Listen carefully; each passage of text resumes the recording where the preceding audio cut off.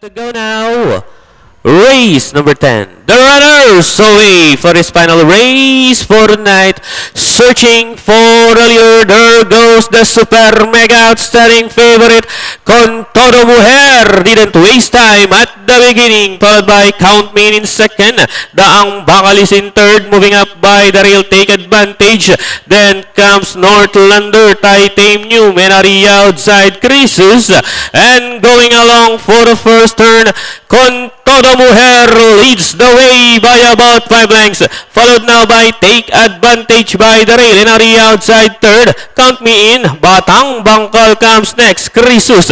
Northlander. Titanium. Moving up Aria outside Pleasanton. Then comes Isa Pa. Changes. Humble Pride. Casablanca. Third last. Second last. Eugene's Fly Away. While Ashea's Wheel is running at the tail of the field.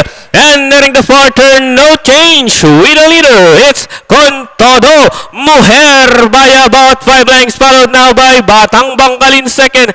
Crisus is in third, then comes Count Me In, moving up Aria outside. Titanium running by the rail. Take Advantage and into the home stretch.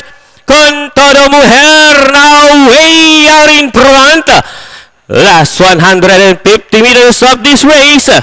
Con Todo Mujer teaching them a real galloping lesson. Followed now by Crisus.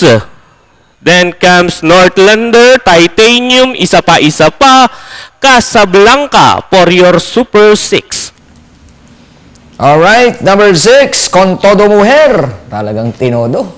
Layo ng pagkakapanalo. Ridden by C.S. Panay Jr. Masisigundo si Crisus. Panarin natin replay nito ating final race.